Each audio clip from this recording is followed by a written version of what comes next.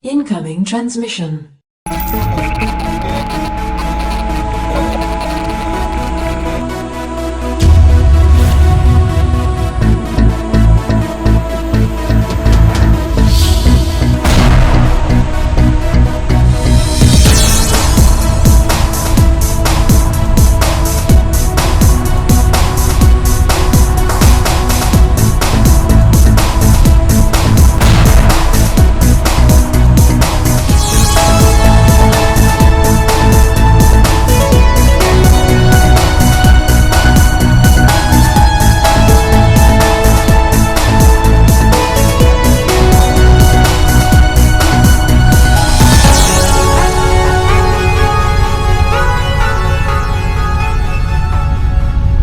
Welcome, Watchers of Illusion, to my Castle of Confusion. Yes, it's the 16th of August, and here's my review for today.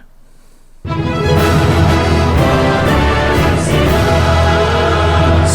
Mario Bros. 2. Hope you like the new little splash screen there, by the way. Anyway, let's kick off. There we are, the Super Mario Bros. 2 title screen. Isn't it lovely? And blue. So, there is story. When Mario opened a door after climbing a long stair in his dream, another world spread before him and he heard a voice call for help to be freed from a spell. After awakening, Mario went into a cave nearby, and to his surprise he saw exactly what he saw in his dream. Donuts. So let's press the start button and let's kick off this review. Let's see what we got.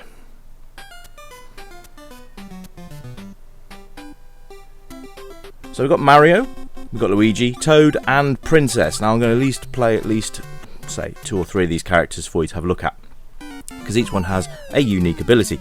Now Mario's pretty much an all-rounder, so he can pull things out of the ground quickly, he can jump fairly high, and he's probably a good one to start with, I would say. Luigi has a longer distance jump, but is harder to control. Toad is great at plucking out things from the ground really fast. And he's quite a good all-rounder. That was a great start, wasn't it? He's a good all-rounder as well. And Princess has the ability to float, although she has... I'm doing fantastic at this game. It has been a long time since I've played this game. I did own this on the Nintendo Entertainment System back when I was a nipper. And it's a bit strange because it's nothing like the first Super Mario Brothers game. But it's... Look at the colours. How colourful is this? And the animations are absolutely lovely. But yes, you get these plants in the floor which you can use as weapons to throw at other enemies on the screen. You also get these hidden doorways where you can boost your health with mushrooms, and if you have only got one health blob left and you are tiny, it will restore you back to your super size, which is great, isn't it? Now these power blocks are great because if you've got a lot of enemies on screen at once, they will detonate and explode all the enemies on screen at once. That's quite helpful. Now as you can see, the level design is rather nice. Nice and big, nice wide areas, lots of enemies on screen at once, which is nice, and no slowdown. Very Pac-Landish, some of this, isn't it? This quite reminds me of that great game. By the way, sorry about last week. I took some time off work, so I took some time off the review as well. I should have mentioned that in my last one, but I do apologise as I completely forgot. Yeah, bombs, they're great as well, and they hurt. By the way, welcome new subscribers. It's great to have you along. I hope you're enjoying the content that I've got so far, and there will be much more coming your way. I do try and do 3 reviews a week, one being the Dungeon of Drax, which is all the worst games in history just get thrown into the dungeon, never to be played on this channel again. So there's all those features. So yes, I do try and do 3 videos a week. I do apologise if I don't meet that quota, but you know, sometimes real life gets in the way and all that jazz. Anyway, back to the review. So, as you can see, I'm holding down the... if you hold the crouch button, or down, as we otherwise know it, you will start to glow. Now, what that does, it basically gives you a super jump, so you can jump a lot higher than you can normally.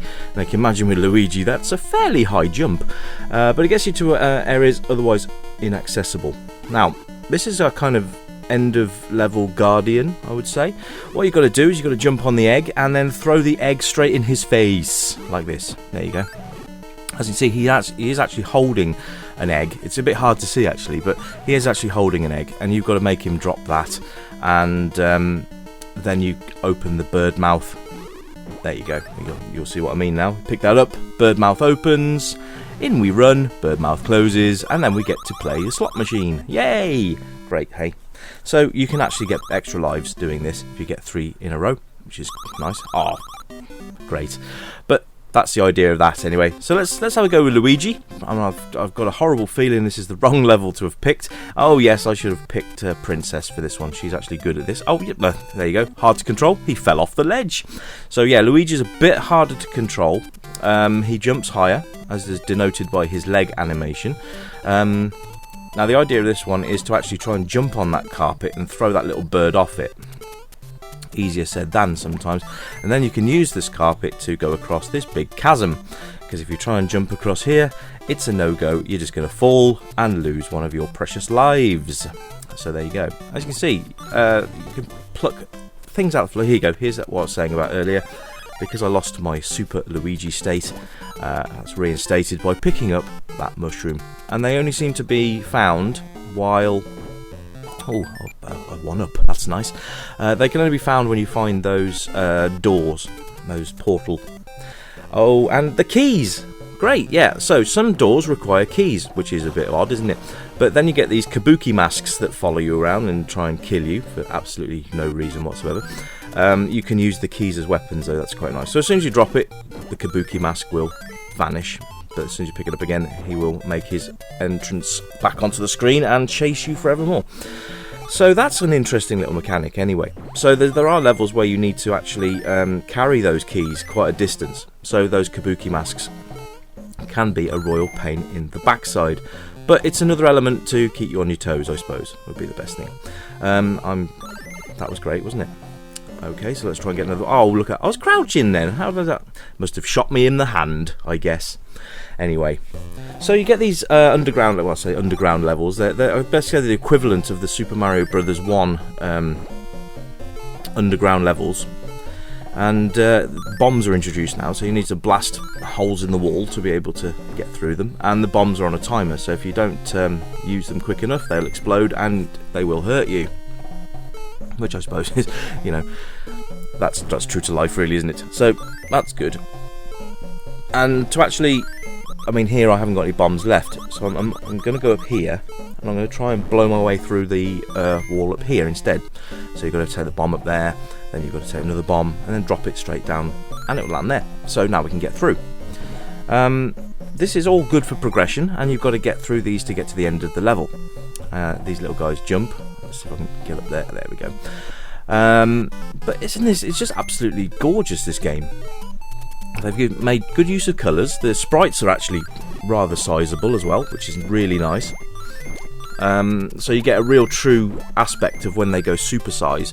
When you actually lose your super ability, you can definitely tell the difference. Here we go, End of Level Guardian again. Same one every time. A bit more tricky with Luigi. You've got to time your jumps a little more because obviously he goes a bit higher up. And he can't throw as far distance as Mario can. So I really suggest, if you are new to this game, to pick Mario. He is literally the best all-rounder that you can pick for this game, and he's actually not that bad to play. But I wanted to give you guys a little bit of a heads up on what the characters did and everything else. Now, so I don't drag this review on too long, I'm only going to play Toad for you now, and you get the idea. If you want to see Princess in action, there are plenty of channels that can show you that. So I do apologise for not showing you Princess in this review, but she's not that great, to be fair. Her hover ability comes in handy, but she's a lot weaker than the others, and I think that's maybe a bit sexist, but we can forgive it because the game is actually very good. Now, Toad isn't the strongest either, but as you can see, his pickup speed is rather good. So you've got to basically pick and choose, but I guess the problem is, unless you've actually played the game before, you don't know what levels are coming. As you can see there, Toad now going to have second profession as a gardener, and that was a great jump by me. Great. So this has been Super Mario Brothers 2, and I've really enjoyed it. It definitely hasn't gotten any worse with age, I have to say. it's still as fun as it was. It's very tricky though, it's a challenge. I mean, I completed it back on the NES when I had it, but have a go yourselves and see what you think. Anyway, that's me done, guys. I'll catch you on the next review. Take care now. Bye bye.